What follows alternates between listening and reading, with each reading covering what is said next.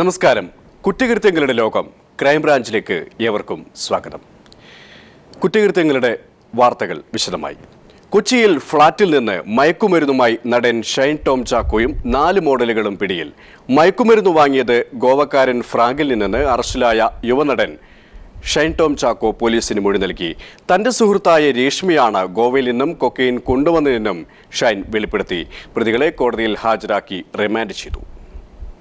കടവന്ത്രയിലെ ഫ്ളാറ്റിൽ നിന്നും കൊക്കൈനുമായി പിടികൂടിയ യുവനടൻ ഷൈൻ ടോം ചാക്കോയെയും മറ്റ് പെൺകുട്ടികളെയും ചോദ്യം ചെയ്തതിൽ നിന്നാണ് കൊക്കൈന്റെ ഉറവിടം സംബന്ധിച്ച് പോലീസിന് സൂചന ലഭിച്ചത്. അറസ്റ്റിലായ 4 പെൺകുട്ടികളിൽ ഒരാളായ രേഷ്മയാണ് ഗോവയിൽ നിന്നും കൊക്കൈൻ കൊണ്ടുവന്നതെന്നായിരുന്നു ഷൈൻ മൊഴി നൽകിയത്. ഇക്കഴിഞ്ഞ പുതുവത്സര ദിനത്തിൽ ഗോവയിലായിരുന്ന രേഷ്മ അവിടെ വെച്ചാണ് ഗോവക്കാരൻ ഫ്രാങ്കിനെ പരിചയപ്പെട്ടത്. ഇയാളിൽ നിന്നും കൊക്കൈൻ വാങ്ങിയ രേഷ്മ കൊച്ചിയിൽ തിരിച്ചെത്തിയ ശേഷം സുഹൃത്തുക്കളെ വിവരമറിയിക്കുകയായിരുന്നു.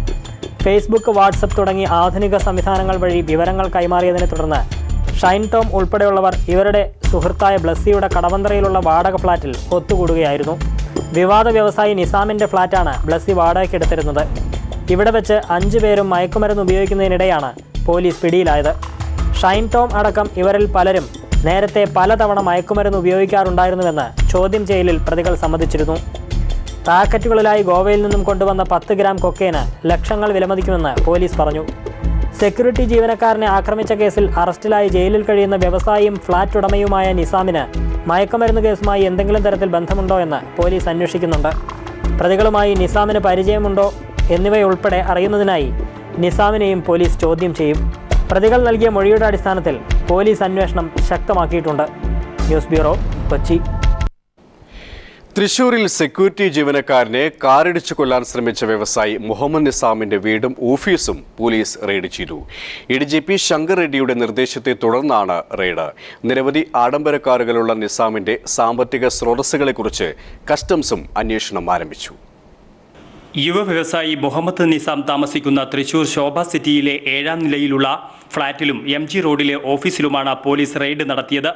പേരമംഗലം CI ബിജുകുമാറിന്റെ നേതൃത്വത്തിലായിരുന്നു റെയ്ഡ്. ഇതേ ഫ്ളാറ്റിലേക്കുള്ള ഗേറ്റ് തുറക്കാൻ വൈകിയതിനായിരുന്നു സെക്യൂരിറ്റി ജീവനക്കാരനായ ചന്ദ്രബോസിനെ നിസാം മർദ്ദിച്ചും കാറിടിച്ചും കൊല്ലാൻ ശ്രമിച്ചത്. ചന്ദ്രബോസ് അത്യാസന്ന നിലയിൽ ആശുപത്രിയിൽ കഴിയുകയാണ്. നിരവധി ആഡംബര കാറുകൾ ഉള്ള നിസാബിന്റെ ഇടപാടുകളെക്കുറിച്ച് കസ്റ്റംസും അന്വേഷണം ആരംഭിച്ചിട്ടുണ്ട്. നിരവധി കേസുകളിൽ പ്രതിയായ മുഹമ്മദ് നിസാമിനെതിരെ കാപ്പ നിയമം ചുമത്തുമെന്ന് ADGP ശങ്കർ റെഡ്ഡിയും അറിയിച്ചിരുന്നു. കാപ്പ ചുമത്തുന്നത് സംബന്ധിച്ച് പരിശോധനയുടെ ഭാഗമായിട്ടാണ് നിസാമിന്റെ വീടും ഓഫീസും റെയ്ഡ് നടത്തിയത്. കർശന നടപടി സ്വീകരിക്കുമെന്ന് മുഖ്യമന്ത്രിയും അറിയിച്ചിട്ടുണ്ട്. വനിതാ SIയെ കാറിൽ മണിക്കൂറുകളോളം പൂട്ടിയിട്ട സംഭവത്തിലും 10 വയസ്സുകാരനായ മകനെ കൊണ്ട് ആഡംബര കാർ ഓടിച്ച് ചിത്രം ഫേസ്ബുക്കിലൂടെ പ്രചരിപ്പിച്ചതടക്കം 1 ഡസനിലധികം കേസുകളിൽ പ്രതിയാണ് മുഹമ്മദ് നിസാം. News bureau, Thrissur. നവജാത ശിശുവിനെ തോട്ടിൽ കുഴിച്ചുമൂടിയ സംഭവത്തിൽ ഛത്തീസ്ഗഡ് സ്വദേശിയെ എരുമേലി പോലീസ് കസ്റ്റഡിയിലെടുത്തു. കുട്ടിയുടെ അച്ഛൻ ലഖൻ സിംഗിനെയാണ് പോലീസ് കസ്റ്റഡിയിലെടുത്തത്. എരുമേലി കരിങ്കൽമൂടിയിലുള്ള തോട്ടിൽ കുഴിച്ചുമൂടിയ നിലയിലാണ് നവജാത ശിശുവിന്റെ മൃതദേഹം കണ്ടെത്തിയത്. 3 ദിവസം പ്രായമായ കുഞ്ഞിനെയും കൊണ്ട് യുവതി അമിത രക്തസ്രാവവുമായി കഴിഞ്ഞ ദിവസം കോട്ടയം മെഡിക്കൽ കോളേജ് ആശുപത്രിയിൽ ചികിത്സ തേടിയിരുന്നു. അവശനിലയിലായ യുവതി വീട്ടിൽ വെച്ച് നടന്ന പ്രസവത്തിൽ 2 പെൺകുട്ടികളെ പ്രസവിച്ചുവെന്നും 1 കുട്ടിയെ ഭർത്താവ് കുഴിച്ചുമൂടിയെന്നും ഡോക്ടറോട് പറഞ്ഞു. തുടർന്ന് ഡോക്ടർമാർ പോലീസിൽ വിവരമറിയിക്കുകയായിരുന്നു. തോട്ടിൽ നിന്ന് കണ്ടെടുത്ത നവജാത ശിശുവിന്റെ മൃതദേഹം പോസ്റ്റ്മോർട്ടത്തിനായി കോട്ടയം മെഡിക്കൽ കോളേജിൽ കൊണ്ടുവന്നു. ഇതുമായി ബന്ധപ്പെട്ട ശാസ്ത്രീയമായ പരിശോധനയ്ക്ക് ശേഷം മാത്രമേ മരണം സംഭവിച്ചതിന് ശേഷമാണോ കുട്ടിയെ കുഴിച്ചുമൂടിയതെന്ന കാര്യത്തിൽ വ്യക്തത ഉണ്ടാകൂ എന്ന് കാഞ്ഞിരപ്പള്ളി DVSP VU കുര്യാക്കോസ് പറഞ്ഞു.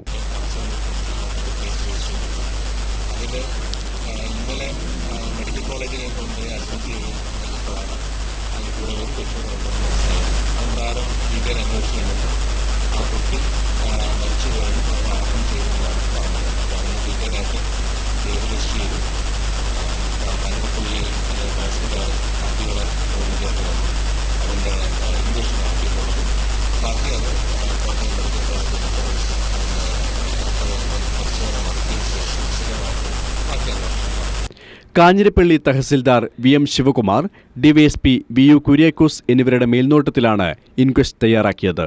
News bureau, Kottayam. കൊല്ലം തെന്മല സംരക്ഷിത വനാന്തർ ഭാഗത്ത് പിടിയിലായ ഒഡീഷ സ്വദേശി മാവോയിസ്റ്റിന് സംശയം. കേന്ദ്ര രഹസ്യാന്വേഷണ വിഭാഗവും കേരള പോലീസും തമിഴ്നാട് ക്യൂ ബ്രാഞ്ചും അന്വേഷണം ആരംഭിച്ചു കഴിഞ്ഞു. കഴിഞ്ഞ ചൊവ്വാഴ്ച വൈകിട്ടാണ് തെന്മല പരപ്പാർ ഡാം റിസർവോയറിൽ ചെന്തുരുണി വന്യജീവി സങ്കേതത്തിലെ ഉമയാർ ഉണക്കത്തോടിന് സമീപം ഗലപത് പൂജാരിയെ വനപാലകർ കണ്ടെത്തിയത്. മാവോവാദികൾ തമ്പടിച്ചിട്ടുള്ള ഒഡീഷയിലെ ഗോരഖ്പൂരിൽ നിന്നുള്ളയാളാണ് പൂജാരിയെന്ന് കണ്ടെത്തിയിട്ടുണ്ട്. 4 വർഷമായി വീട് വിട്ടിറങ്ങിയ ഇയാളെപ്പറ്റി ബന്ധുക്കൾക്ക് വിവരമില്ലെന്ന് ഒഡീഷ പോലീസ് അറിയിച്ചു. റിമാൻഡിൽ കഴിയുന്ന പൂജാരിയെ ഫെബ്രുവരി 2-ന് ചോദ്യം ചെയ്യാനായി വനം വകുപ്പ് കസ്റ്റഡിയിൽ വാങ്ങും. ഇതേസമയം പോലീസും ചോദ്യം ചെയ്യും. ഇന്റലിജൻസ് ബ്യൂറോയും ഇന്റേണൽ സെക്യൂരിറ്റി ഫോഴ്സും സംഭവത്തെപ്പറ്റി പ്രത്യേകം അന്വേഷണം നടത്തുന്നുണ്ട്. പൂജാരിക്കൊപ്പം മറ്റാരെങ്കിലും ചെന്തുരുണിയിൽ എത്തിയിട്ടുണ്ടോ എന്നറിയാൻ വെള്ളിയാഴ്ച ഫ്ലൈയിംഗ് സ്ക്വാഡ് പരിശോധന നടത്തും. ചെന്തുരുണിയിലെ വനപാലകർ വ്യാഴാഴ്ച പരിശോധന നടത്തിയിരുന്നു. തമിഴ്നാട് വനത്തിലൂടെയാണ് ഗലപത് പൂജാരി ചെന്തുരുണിയിൽ എത്തിയെന്നാണ് നിഗമനം. ഈ സാഹചര്യത്തിലാണ് തമിഴ്നാട്ടിൽ നിന്നും കേരളത്തിലേക്കുള്ള കാട്ടിടവഴികളിൽ തമിഴ്നാട് പോലീസും കാവലും നിരീക്ഷണവും ഏർപ്പെടുത്തിയത്. ചെന്തുരുണിയുടെ മറുചരിവ് തമിഴ്നാടിന്റെ ഗുണ്ടർ ഡാം ഭാഗമാണ്. ഇതുവഴി കേരളത്തിലേക്ക് എത്താൻ വിശാലമായ ധർമ്മക്കുളം പാതയ്ക്ക് പുറമെ 50-ലേറെ കാട്ടുവഴികളുമുണ്ട്. തമിഴ്നാട് പോലീസും ക്യൂ ബ്രാഞ്ച് വിഭാഗവും വ്യാഴാഴ്ച തെന്മലയിലെത്തി വനപാലകരും പോലീസുമായി ചർച്ച നടത്തി. ഉമയാറിൽ നിന്ന് 20 കിലോമീറ്റർ അകലെയാണ് Thenmala Parappar dam. News bureau, Kollam. Silent വാലിക്ക് സമീപം കേരള തമിഴ്നാട് അതിർത്തിയിൽ 5-അംഗ മാവോയിസ്റ്റ് സംഘത്തിന്റെ ചിത്രം വനപാലകർക്ക് ലഭിച്ചു. ജയേഷ്, മഹാലിംഗം, കന്യാകുമാരി എന്നിവരാണ് ചിത്രത്തിലുള്ളത്. കഴിഞ്ഞ 25-ന് വനപാലകർ പകർത്തിയ ചിത്രം പീപ്പിളിന് ലഭിച്ചു. കഴിഞ്ഞ മാസം 25-ന് സൈലന്റ് വാലിക്കടുത്തുള്ള ബങ്കിത്തപാൽ വനമേഖലയിൽ വിശ്രമിക്കുന്ന 5-അംഗ മാവോയിസ്റ്റ് സംഘത്തിന്റെ വിദൂര ദൃശ്യം കേരള വനംവകുപ്പ് ഉദ്യോഗസ്ഥരാണ് പകർത്തിയത്. ഒരു സ്ത്രീ ഉൾപ്പെട്ട സംഘത്തിലെ 3 പേരുടെ മുഖം വ്യക്തമാണ്. ഇത് മാവോയിസ്റ്റ് സായുധ സേനാംഗങ്ങളായ കന്യാകുമാരി, മഹാലിംഗം, ജയേഷ് എന്നിവരാണെന്ന നിഗമനത്തിലാണ് പോലീസ്. ചിത്രങ്ങൾ കേരള പോലീസിന് വനംവകുപ്പ് ഉദ്യോഗസ്ഥർ കഴിഞ്ഞയാഴ്ച തന്നെ നൽകിയിരുന്നു. തമിഴ്നാട് പോലീസിനും ചിത്രങ്ങൾ കൈമാറിയിട്ടുണ്ട്. മാവോയിസ്റ്റ് സാന്നിധ്യമുണ്ടെന്ന വിവരം ലഭിച്ചതോടെ അതിർത്തി മേഖലയിൽ തമിഴ്നാട് ആന്റി ടെററിസ്റ്റ് സ്ക്വാഡ് തിരച്ചിൽ ശക്തമാക്കി. എന്നാൽ കേരള പോലീസ് സംഭവത്തെ ഗൗരവമായി കണ്ടില്ലെന്ന് ആക്ഷേപം ഉയർന്നിട്ടുണ്ട്. നേരത്തെ സൈലന്റ് വാലി വനം വകുപ്പ് range office, Anavai forest camp office എന്നിവയ്ക്ക് നേരെ ആക്രമണം നടന്ന ശേഷം അട്ടപ്പാടി മേഖലയിൽ മാവോയിസ്റ്റുകൾ പ്രവർത്തനം കേന്ദ്രീകരിച്ചതായി വിവരം ലഭിച്ചിരുന്നു. കർണാടക, കേരള, തമിഴ്നാട് അതിർത്തി വനമേഖലകളിലേക്ക് വളരെ എളുപ്പം മാറി മാറി സഞ്ചരിക്കാമെന്നതിനാൽ മാവോയിസ്റ്റുകൾ സുരക്ഷിത താവളമായാണ് ഈ മേഖലയെ കാണുന്നത്. Siju Khannan, news bureau, Kozhikode. പാറ്റൂർ ഭൂമിയിടപാടുമായി ബന്ധപ്പെട്ട് മുഖ്യമന്ത്രിയുടെ തീരുമാനം നടപ്പാക്കുക മാത്രമാണ് താൻ ചെയ്തതെന്ന് മുൻ ചീഫ് സെക്രട്ടറി EK ഭരത്ഭൂഷൺ. താൻ ക്രമവിരുദ്ധമായി ഒന്നും ചെയ്തിട്ടില്ല. ഇക്കാര്യത്തിൽ ഉത്തരവിട്ടത് മുഖ്യമന്ത്രിയാണെന്നും ഭരത്ഭൂഷൺ വെളിപ്പെടുത്തി. അതേസമയം ജിജി തോംസൺ ചീഫ് സെക്രട്ടറിയായി ചുമതലയേറ്റു. പാമുവിൻ കേസിൽ പ്രതിചേർക്കപ്പെട്ട ജിജി തോംസനെ ചീഫ് സെക്രട്ടറിയാക്കുന്നതിൽ ഗവർണർക്ക് അതൃപ്തിയുണ്ടായിരുന്നു. കേരളം വിവാദങ്ങളുടെ നാടാണെന്ന് ജിജി തോംസൺ പറഞ്ഞു. പാറ്റൂരിലെ വിവാദ ഫ്ളാറ്റിന് നിർമ്മാണാനുമതി നൽകിയതിൽ അന്തിമ തീരുമാനം മുഖ്യമന്ത്രിയുടേതാണെന്ന് EK ഭരത്ഭൂഷൺ വ്യക്തമാക്കി. ഉദ്യോഗസ്ഥ സബ് കമ്മിറ്റിയുടെ ഫയലുകൾ മുഖ്യമന്ത്രിക്ക് കൈമാറുക മാത്രമാണ് ചെയ്തത്. ചീഫ് സെക്രട്ടറിയുടെ ഇടപെടൽ സൂചിപ്പിക്കുന്ന വിജിലൻസ് റിപ്പോർട്ട് അന്വേഷണ ഉദ്യോഗസ്ഥന്റെ വ്യക്തിപരമായ അഭിപ്രായം മാത്രമാണ്. IAS അസോസിയേഷന്റെ ഭാഗത്തു നിന്നും തുടർച്ചയായി ഉണ്ടായ പരാതികൾ വ്യക്തിഹത്യ ലക്ഷ്യമിട്ടാണെന്നും സ്ഥാനമൊഴിഞ്ഞതിനു ശേഷം ഭരത്ഭൂഷൺ പറഞ്ഞു. ലോകായുക്ത തന്നെ അത് കൂടുതൽ പരിശോധിക്കട്ടെ. കാരണം ഒരു ഇൻവെസ്റ്റിഗേറ്റിംഗ് ഓഫീസറുടെ അദ്ദേഹത്തിൻ്റെ കാഴ്ചപ്പാട് അദ്ദേഹം പറഞ്ഞു, നോക്കിയിട്ട് തീരുമാനിക്കട്ടെ. അതായത് അങ്ങനെ ഒരു അസോസിയേഷൻ ഉള്ളതായിട്ടോ അത് ആക്റ്റീവായിട്ടുണ്ടോ എന്ന് എനിക്കറിയില്ല. അതുകൊണ്ട് ഞാൻ തന്നെ ഇതിൻ്റെ സെക്രട്ടറി ആയിരുന്ന ആളാണ്. അപ്പോൾ അതുപോലത്തെ ഒരു അസോസിയേഷനാണോ ഇപ്പോഴുള്ളത് എനിക്കറിയില്ല. വിവാദങ്ങൾക്കിടെ പുതിയ ചീഫ് സെക്രട്ടറിയായി ജിജി തോംസൺ ചുമതലയേറ്റു. പാമോലിൻ കേസിൽ പ്രതിയായ ജിജി തോംസനെ ചീഫ് സെക്രട്ടറിയാക്കുന്നതിൽ ഗവർണർ വിശദീകരണം തേടിയിരുന്നു. എതിർപ്പുകളില്ലാതെ ജീവിതമുണ്ടോ? ഇത് കേരളമല്ലേ, ഇവിടെ വിവാദമില്ലാതെ എന്തെങ്കിലും ഉണ്ടോ?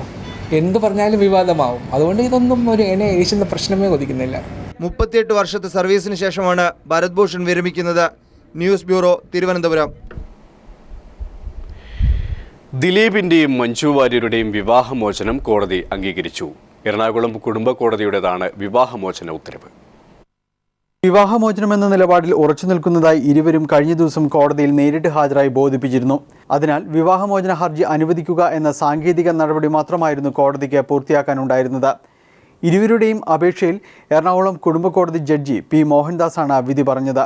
കുട്ടിയുടെയും സ്വത്തിൻ്റെയും കാര്യത്തിൽ ദിലീപും മഞ്ജുവും നേരത്തെ തന്നെ കോടതിക്ക് പുറത്ത് ധാരണയിലെത്തിയിരുന്നു. അതുകൊണ്ട് തന്നെ ഇതിൻ്റെ വിശദാംശങ്ങൾ കോടതിയിൽ വ്യക്തമാക്കിയിരുന്നുമില്ല. കരാർ പരസ്യമാക്കരുതെന്നും മാധ്യമങ്ങൾക്ക് നൽകരുതെന്നും ഇരുവരും നേരത്തെ തന്നെ തീരുമാനിച്ചിരുന്നു. വിധി കേൾക്കാൻ രണ്ടുപേരും കോടതിയിൽ എത്തിയിരുന്നുമില്ല. കഴിഞ്ഞ ജൂലൈ 24-നാണ് വിവാഹമോചനം ആവശ്യപ്പെട്ട് താരദമ്പതികൾ കോടതിയെ സമീപിക്കുന്നത്.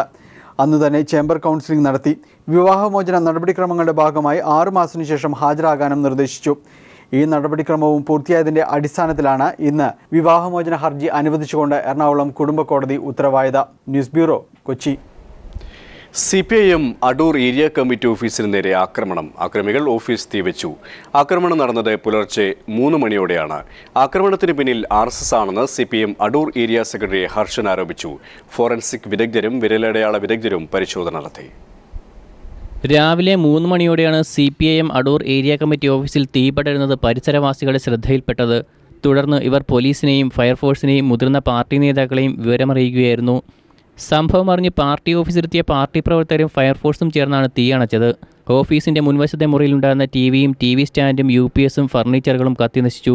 കെട്ടിടത്തോട് ചേർന്നുണ്ടായിരുന്ന CPIM ജില്ലാ സമ്മേളനത്തിന് ഉപയോഗിച്ച സ്തൂപങ്ങളും കത്തിനശിച്ചു. ആസൂത്രിതമായ ആക്രമണമാണ് നടന്നതെന്നാണ് പോലീസ് നിഗമനം. മണ്ണെണ്ണയോ പെട്രോളോ ഉപയോഗിച്ചാണ് തീ കത്തിച്ചിരിക്കുന്നത്. കഴിഞ്ഞ വർഷം പാർത്ഥസാരഥി ക്ഷേത്രത്തിലെ ഉത്സവവുമായി ബന്ധപ്പെട്ട് CPIM RSS സംഘർഷത്തിൽ ഒരു CPIM പ്രവർത്തകന്റെ കാൽപാദത്തിന് വെട്ടേറ്റിരുന്നു. തുടർന്ന് മേഖലയിൽ സംഘർഷമുണ്ടായെങ്കിലും പിന്നീട് നേതാക്കൾ ഇടപെട്ട് പരിഹരിക്കുകയായിരുന്നു. ഇതിനിടയിലാണ് ഇപ്പോൾ വീണ്ടും പാർട്ടി ഓഫീസിന് നേരെ ആസൂത്രിതമായ ആക്രമണം നടന്നത്. മണിയോടുകൂടി RSS ക്രിമിനലുകൾ സംഘം ചേർന്ന് പാർട്ടി ഓഫീസ് കത്തിക്കുകയാണ് ഉണ്ടായത്. ഈ നാടിൻ്റെ നാനാഭാഗങ്ങളിൽ RSSൻ്റെ ലേബലിൽ ഇത്തരം സാമൂഹ്യ വിരുദ്ധന്മാർ സാമൂഹ്യ വിരുദ്ധ പ്രവർത്തനങ്ങൾ നടത്തിക്കൊണ്ടിരിക്കുകയാണ്. ഇതിന് പോലീസിന് ശക്തമായ നടപടി സ്വീകരിക്കാത്തതുകൊണ്ടാണ് UDF ഭരണത്തിൽ മാത്രമാണ് ഇത്തരം സാമൂഹ്യ വിരുദ്ധന്മാർ അഴിഞ്ഞാടുന്നത്.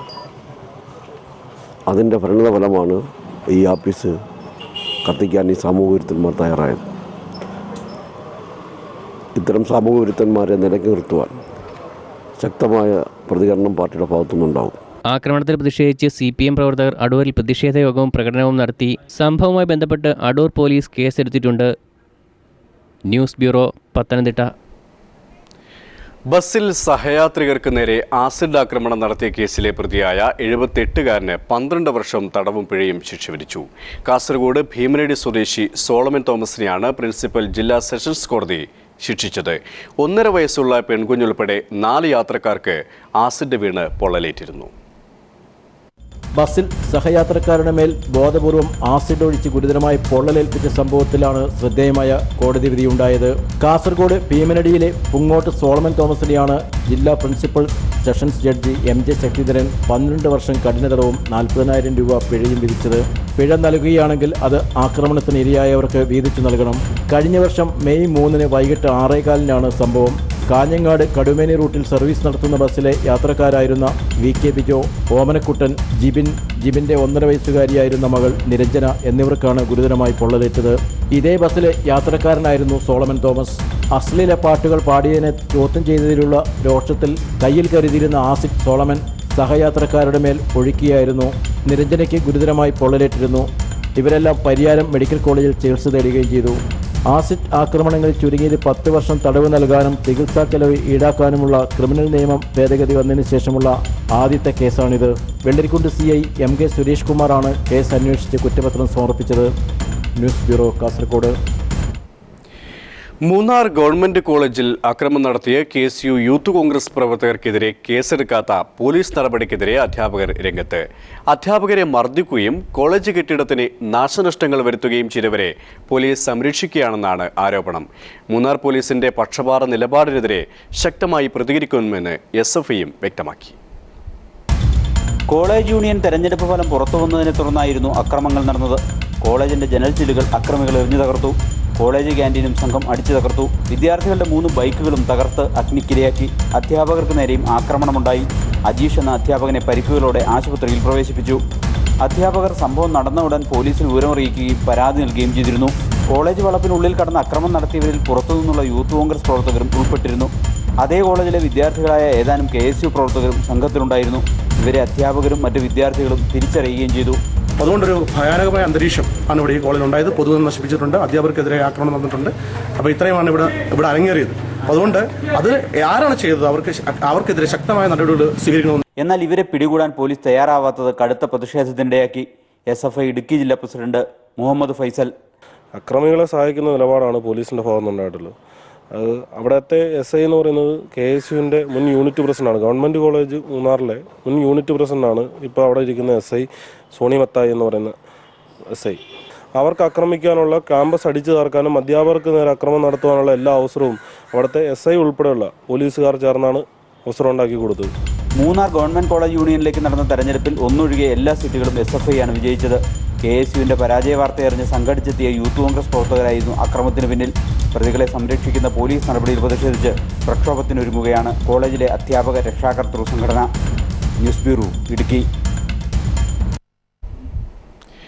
മാവോയിസ്റ്റ് ഭീഷണിയുടെ പശ്ചാത്തലത്തിൽ റെയിൽവേ സ്റ്റേഷനുകളിൽ പോലീസ് പരിശോധന കർശനമാക്കിയിരിക്കുകയാണ്.